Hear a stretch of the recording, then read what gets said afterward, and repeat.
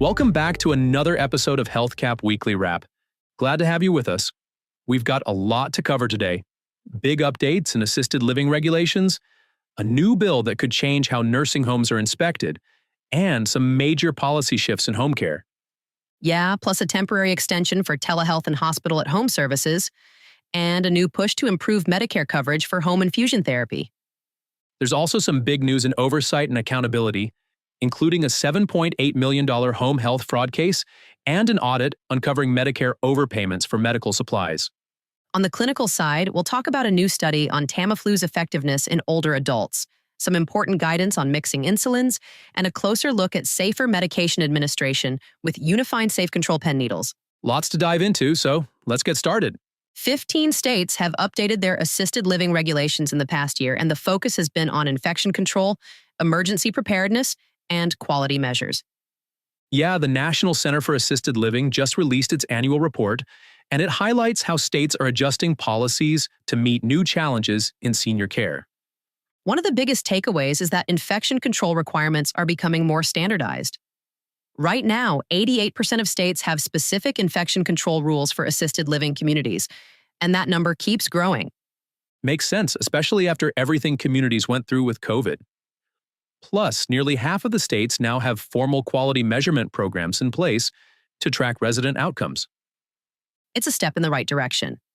Having clear quality metrics helps communities stay accountable and gives families more transparency when choosing care for their loved ones.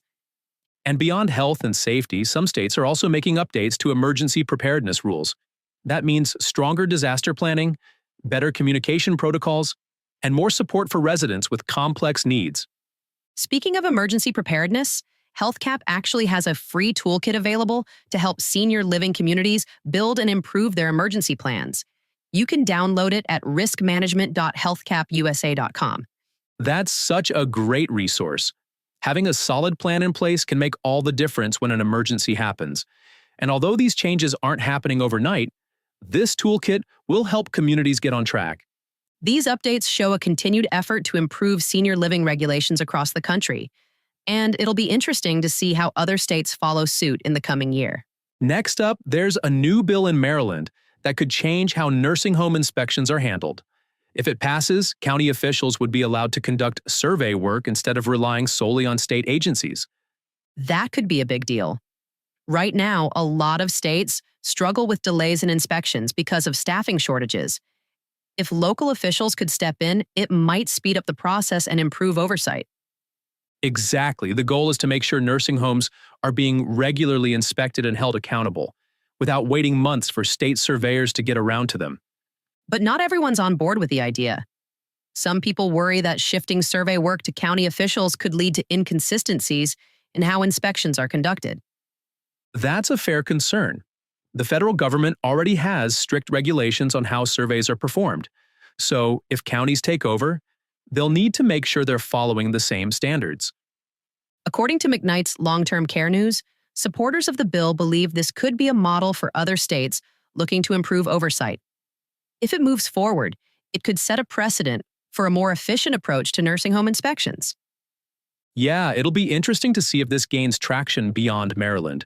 Faster, more consistent inspections could mean better care for residents, which is the ultimate goal.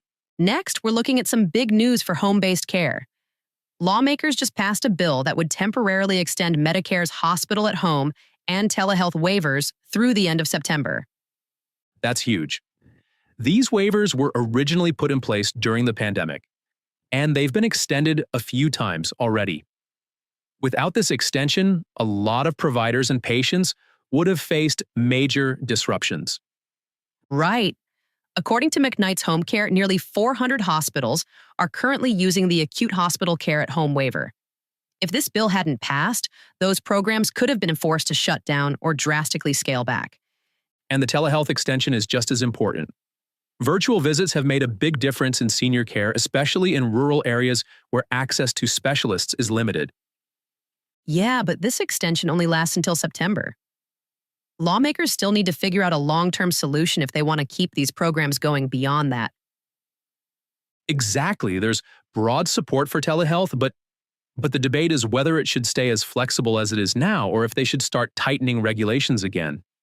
For now, though, providers have a little more breathing room. It'll be interesting to see if Congress takes action to make these waivers permanent. Next up, a new bipartisan bill is aiming to improve Medicare coverage for home infusion therapy, making it easier for seniors to receive IV treatments at home instead of in a hospital or clinic. This is a big win for patients who need ongoing infusion therapy. The National Home Infusion Association, or NHIA, is strongly supporting the bill, saying it will remove barriers that currently make it harder for providers to offer these services. Right now, Medicare only reimburses for home infusion services on days when a nurse is physically present, which doesn't reflect how home infusion actually works. This bill would change that and make the benefit more practical. Yeah, NHIA argues that the current system discourages providers from offering home infusion because it's not financially viable. But with better reimbursement policies, more seniors could access these services without unnecessary hospital visits. And that means lower healthcare costs overall, since home-based care is often more affordable than inpatient treatment. Exactly. According to NHIA, if this bill passes, it could significantly expand access to home infusion therapy, especially for seniors with chronic conditions who need regular IV treatments. With strong bipartisan support, this bill has a real chance of moving forward. We'll keep an eye on it as it makes its way through Congress. Shifting gears to New York, home care providers are pushing back against allegations from the state's Department of Health. The DOH recently sent cease and desist letters to 17 home care agencies, claiming they violated rules during the transition to a new fiscal intermediary system. But the Home Care Association of New York says these accusations are overblown. According to their statement, the alleged violations involve less than 2% of all providers, and they argue that enforcement actions shouldn't overshadow the quality care that most agencies provide. Yeah, they're saying that while misconduct should absolutely be addressed, the majority of providers are following the rules and working hard to support their residents. And the timing is a big factor here. This transition to a single, statewide fiscal intermediary has been complicated, and some agencies feel like they're being unfairly targeted in the process. That's the bigger issue. There's been a lot of confusion and frustration as the system changes.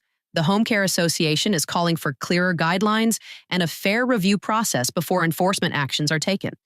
According to HCP's press release, they're urging the DOH to work more collaboratively with providers instead of just handing down penalties. It's a developing situation, so we'll have to see how state officials respond to these concerns in the coming weeks. Next, the Centers for Medicare and Medicaid Services, CMS, has released updated data on home health agencies, providing insights into quality scores, utilization, and provider performance. These datasets are a valuable resource for consumers, researchers, and policymakers. They help track how home health agencies are performing and where improvements might be needed. Yeah, and for families looking for home care options, this kind of transparency is really important. It allows them to compare providers and make informed decisions about care.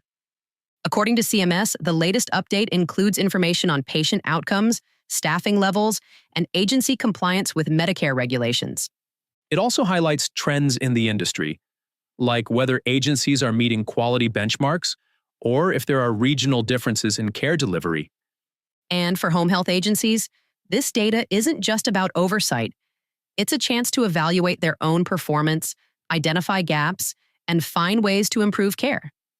For anyone interested in digging into the numbers, the full dataset is available on CMS's website. Staying on the topic of oversight, federal authorities have uncovered a massive home health fraud scheme in Massachusetts, involving over $7.8 million in false claims. Yeah, according to the Office of Inspector General, multiple home health agencies, a laboratory, and a physician have been indicted for submitting fraudulent claims to Mass Health. The scheme involved kickbacks and illegal referrals, with providers billing for services that were either not medically necessary or never actually provided. And that's not all. Investigators say some of the claims were for unnecessary urine drug tests, which were ordered in exchange for illegal payments. Unfortunately, this isn't the first time we've seen fraud in home health. These cases put a strain on the system and take resources away from residents who genuinely need care. Exactly. The OIG has been cracking down on these schemes, And they're continuing to investigate fraudulent billing practices across the industry. With cases like this making headlines, we may see even stricter oversight and enforcement in home health moving forward. Oversight issues don't stop there. An audit by the OIG found that Medicare improperly paid an estimated $35.1 million for intermittent urinary catheters. Yeah, according to the report, these payments didn't meet Medicare's coverage requirements. Some claims lacked proper documentation, while others were for supplies that weren't medically necessary. And the financial impact goes beyond Medicare. Residents were responsible for about $8.8 million in copays on these improper claims. That's frustrating because these errors can create unnecessary financial burdens, especially for seniors relying on Medicare. Exactly. The audit also flagged a suspicious increase in claims for curved tip catheters, particularly for female residents, even though they're typically prescribed for specific medical conditions. The OIG is recommending that Medicare recover the overpayments and carry out additional reviews to prevent this from happening again. It's another reminder of how important it is for providers and suppliers to follow the rules. Proper oversight not only protects the system financially, but also ensures that residents receive the care and supplies they truly need. Shifting to clinical news, a new study has found that Tamiflu significantly reduces the risk of death in older adults hospitalized with influenza A. Yeah, according to McKnight's long-term care news, residents who received Tamiflu more than 48 hours after being admitted still had a 35% lower risk of death compared to those who didn't receive the antiviral. That's a big deal because flu complications can be especially dangerous for older adults. This study shows that even if treatment isn't started right away, Tamiflu can still make a huge difference. It reinforces the importance of having antivirals on hand in senior living communities, especially during flu season. The sooner treatment starts, the better the outcome. And this could also help shape future flu treatment guidelines. If late treatment is still effective, providers may be more likely to prescribe it even after the initial window has passed. With flu season always a concern, having another tool to reduce severe outcomes is a major win for resident care. Turning to medication management, PharMerica recently released a guide on which insulins can be safely mixed, something that can help streamline care for residents with diabetes. Yeah, mixing certain insulins can reduce the number of injections a resident needs, but it has to be done correctly to ensure safety and effectiveness. According to the guide, some insulins like Humulin N and Humalog can be mixed, but others, such as Novolog, should never be combined with another insulin. And even when mixing is allowed, there's a right way to do it. The guide recommends always drawing the shorter-acting insulin into the syringe first before adding the longer-acting one. That's the clear before cloudy rule, which helps prevent contamination and keeps doses accurate. Exactly. And it's important that caregivers follow manufacturer guidelines, since even slight differences in insulin formulas can affect whether they can be mixed. For anyone looking for a detailed breakdown, PharMerica's full guide is available online. Speaking of medication administration, there's a new tool that's making it safer. Unifying Safe Control, a safety pen needle designed to reduce needle stick injuries and improve dosing accuracy. Yeah, according to a YouTube video titled, Unifying Safe Control Safety Pen Needle, this pen needle has a passive safety mechanism that helps protect caregivers from accidental needle sticks while still allowing them to see the needle for better control. That's important because many safety needles completely hide the needle, which can make it harder to ensure the right dose is delivered. This design gives caregivers more confidence while still adding that extra layer of protection. And one-handed activation makes it easier to use, especially in fast-paced care settings like senior living communities. Exactly. Anything that makes medication administration safer and more efficient is a big win for both residents and caregivers. For those interested in seeing how it works, the full demonstration is available online. That wraps up this week's episode of HealthCap Weekly Wrap. We covered a lot today, from new assisted living regulations and nursing home survey changes to policy updates in home health and the latest clinical findings. Yeah, and as always, keeping up with these developments helps ensure we're providing the best possible care for residents. If you want to read more about any of the stories we discussed, you can find all the details in the weekly roundup on Angie's blog at healthcapusa.com/Angie's-blog. Thanks for joining us, and we'll see you next time.